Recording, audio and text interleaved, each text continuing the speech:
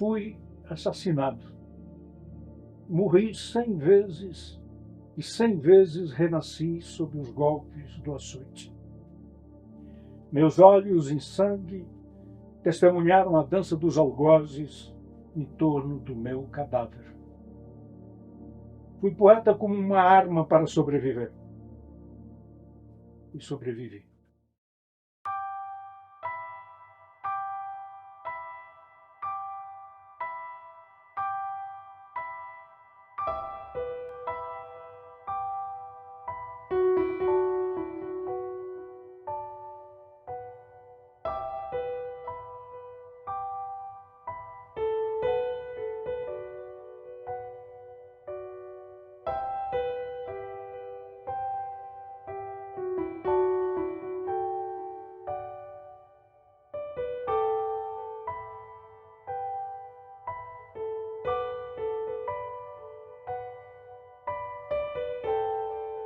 Nós somos uma família assim bem ligados, irmãos, bem unidos, né?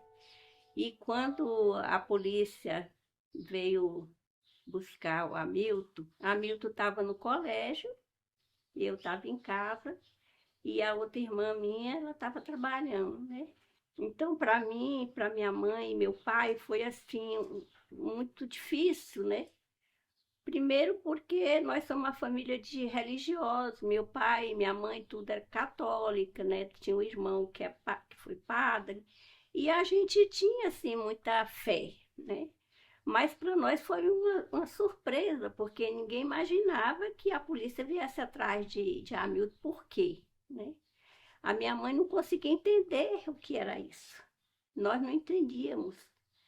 Meu pai, ele tinha uma inteligência muito boa, assim, e ele discutia muito a questão política, né, e apoiava os filhos, né, mas a minha mãe era uma pessoa muito simples e ela não dava para ingerir aquilo, né. Então, quando a Hamilton foi embora, foi muito difícil, porque a gente não sabia notícia, onde é que ele estava, né, e a polícia procurando. E na época também o meu irmão mais velho foi preso, que não tinha nada a ver com nada, né? Nós achamos que a polícia prendeu porque não achou o Hamilton, né? E ele era o que estava aqui, né? E depois foi a prisão da minha irmã, que foi muito difícil para nós, porque ela realmente foi uma. A polícia entrou aqui em casa, nós foi lá no quarto dela, mexeu em tudo, fuxicou tudo quanto foi gaveta, no de Hamilton, que era esse quarto aqui, fuxicou tudo. Então, para nós, era uma surpresa muito grande. Meu pai falava: meu filho não é ladrão, meu filho não roubou, não fez nada, por que, que vocês estão entrando aqui? E aí a minha irmã foi presa mesmo, né? Eles levaram. Agora a Hamilton não, a Hamilton conseguiu ir embora, né? E foi um período de muita dor. E aqui em Porto, que era uma cidade pequena, as pessoas conhecem todo mundo. Então, os filhos de Sabino Pereira eram subversivos e a gente ficou, de uma certa forma, muito isolado, porque os amigos dele, alguns tinham sido presos e os outros, que eram mais longe um pouco, era mais colega de sala de aula mesmo, se isolaram com medo também, né, da repressão. E eu fiquei segurando a ponta, porque eu fui a única que fiquei aqui, né?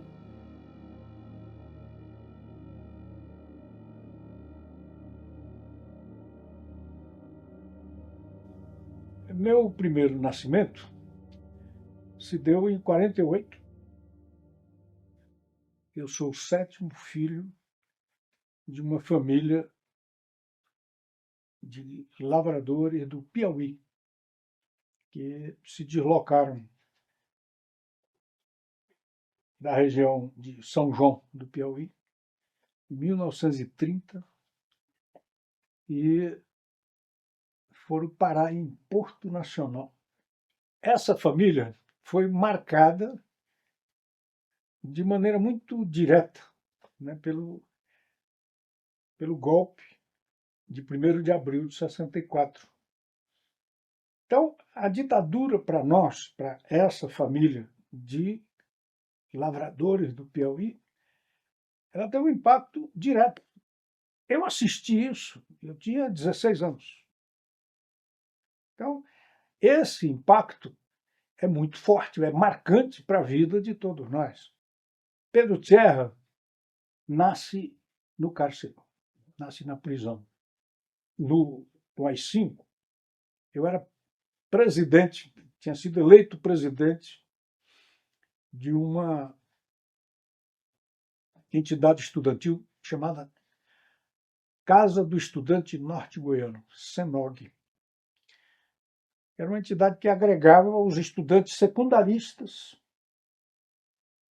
da região de Porto Nacional.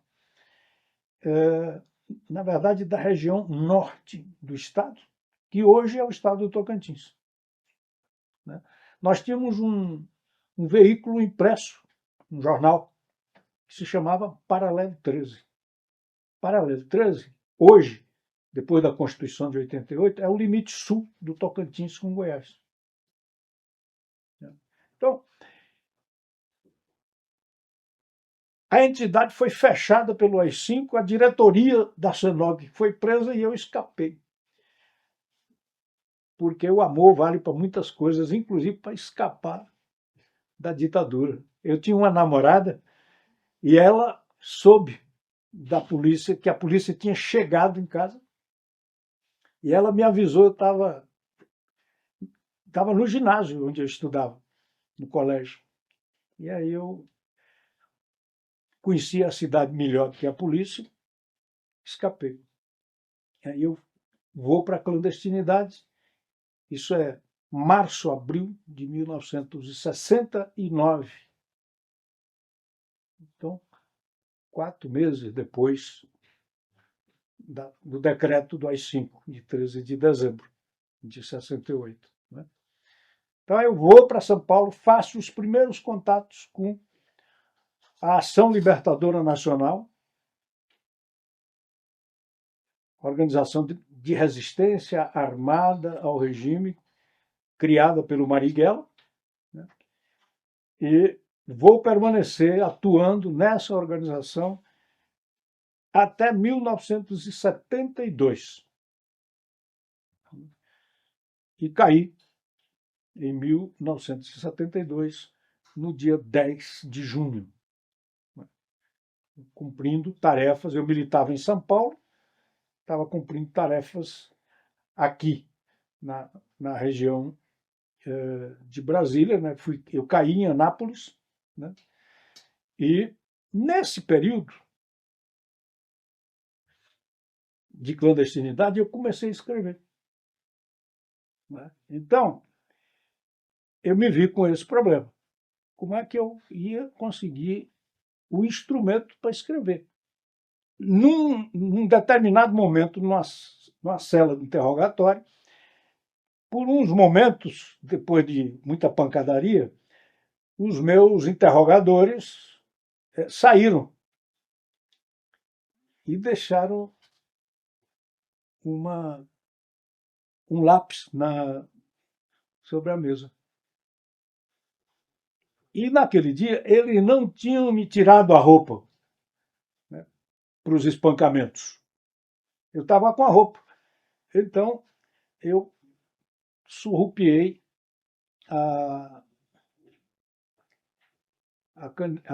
o lápis e levei e passei a escrever com letra bem miúda. É um treinamento que você faz, né?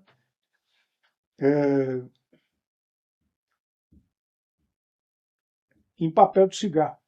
Eu passei a escrever ali os primeiros poemas que formariam o volume Poemas do Povo da Noite. Sou o poeta que busca converter a noite em semente. O poeta que se alimenta do teu amor de vigília e silêncio. E bebeu no próprio sangue o ódio aos opressores.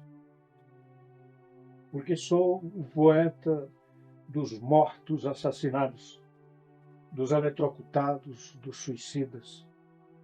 dos enforcados e atropelados, dos que tentaram fugir, dos enlouquecidos. Sou o poeta dos torturados, dos desaparecidos, dos atirados ao mar. Sou os olhos atentos sobre o crime. Sou poeta testemunha, poeta de sonho e sangue sobre as ruas do meu país.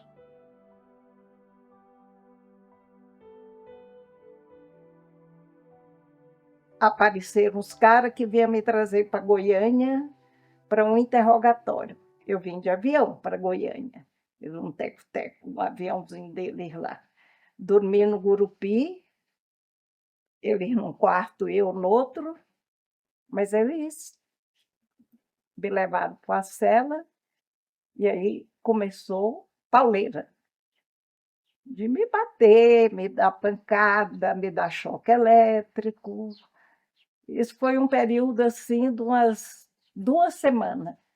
Até que eles chegaram também um dia e falaram para mim: seu irmão está preso, o Hamilton. E está aqui. Mas eu não tinha como conferir, né? Não tinha notícia nenhuma dele. A tortura não era lá no DSBC. Eles me tiravam do DSBC à noite. Encapuçada, eu não vi a cara de nenhum torturador. Não conheço, não tenho. A voz não me diz nada, né?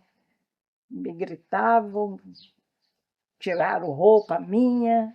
Eu tinha muito medo, realmente muito medo. A tortura para mim foi terrível, né? E dali não demorou muito, aí eles me tiraram. Eu voltei sozinha para Porto de ônibus. Eu cheguei e falei: Hamilton está preso. Aí minha mãe ficou louca, né? O mundo se dissolve. O mundo derrete diante de mim. A chuva o dissolve em lentas cordas de cristal. Um mundo que julguei sólido na sua oculta carpintaria.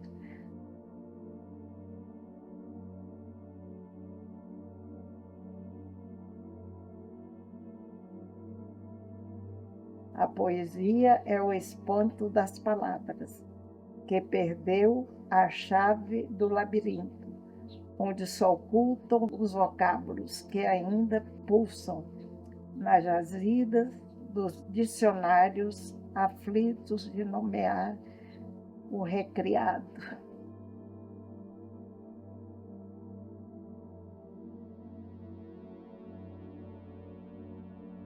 A minha vida é marcada pela palavra.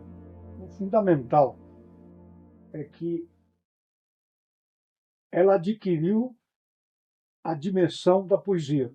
A palavra de Pedro Tierra é inseparável da vivência de Pedro Tierra. Então, por isso, esse é um poeta testemunha. O primeiro livro, ele nasce em circunstâncias extremamente duras. Essa literatura de testemunho, ela é muito marcante ao longo de todo o século XX, porque o século XX foi um século de grandes opressões e, portanto, foi um século de resistência e de revoluções. Os poemas do Povo da Noite, entre todos os meus livros, é aquele que, ao lado de Água de Rebelião, busca retratar e dar esse testemunho daquele momento da vida do país, como uma maneira de transmitir aos meus contemporâneos, e com alguma sorte, àqueles que vão nascer, o que se viveu nesse país. É preciso perguntar para os herdeiros dos mortos e dos desaparecidos forçados se a dor que eles sentem da ausência dos seus, se essa dor é branda. É preciso interpelar essa mídia cúmplice da tortura, dos assassinatos, dos desaparecimentos forçados? Se essa dor é branda. E a gente tem a obrigação de falar para esse jovem de hoje o que foi a ditadura, né? Para nós foi difícil. E aqui em Porto Nacional foi uma cidade que meu pai falava que era uma cidade privilegiada, porque teve muitos presos políticos. Ele dizia isso, né? Ficou só eu, minha mãe e meu pai. Porque depois que minha irmã foi embora para o Chile, depois para a Bélgica, né? Passando pelo México, foi para a Bélgica. Quando elas voltaram, já ficaram em Goiânia, né? A Milton saiu, passou um tempo aqui e depois ele foi embora e eu fiquei. Agora, o Poemas do Povo da Noite, toda vez que eu lia, eu chorava, porque é muito doído. Agora, eu não consigo chamar ele de Pedro Tcherra, eu consigo chamar ele de Hamilton, e o nego que eu sempre chamo. O Rio, para nós, ele foi presente a vida inteira. E eu chorei demais no dia que o Rio transformou nesse lago enorme, né? Porque para mim foi assim, uma vida que foi embora. Realmente o Tocantins para nós era tudo.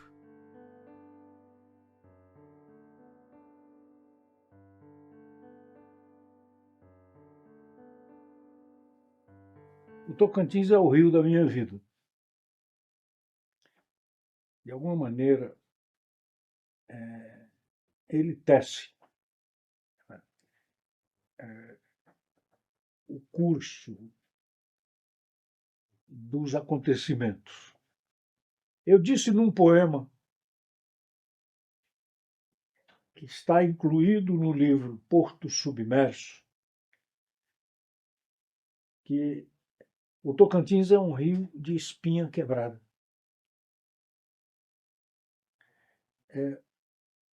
O verso é: um rio, quando barragem, tem a espinha quebrada.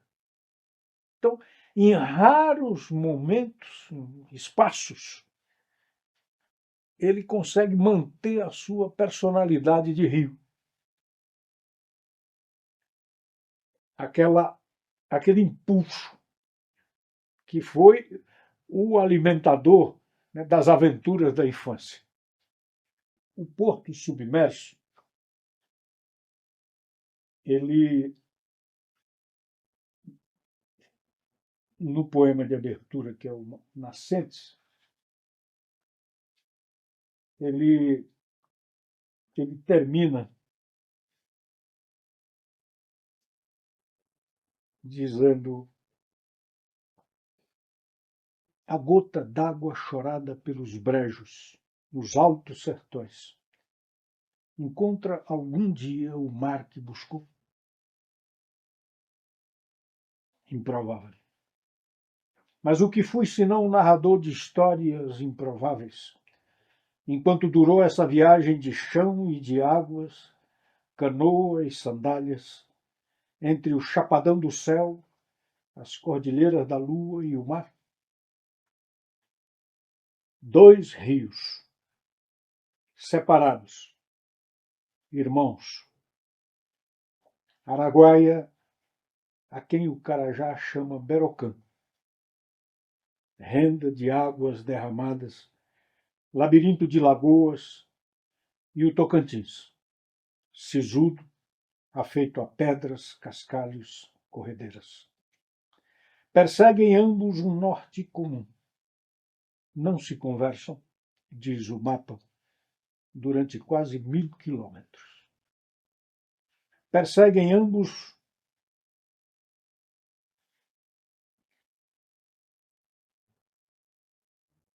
mas desenham juntos uma Mesopotâmia coberta de carrascos, cerrados, cocais.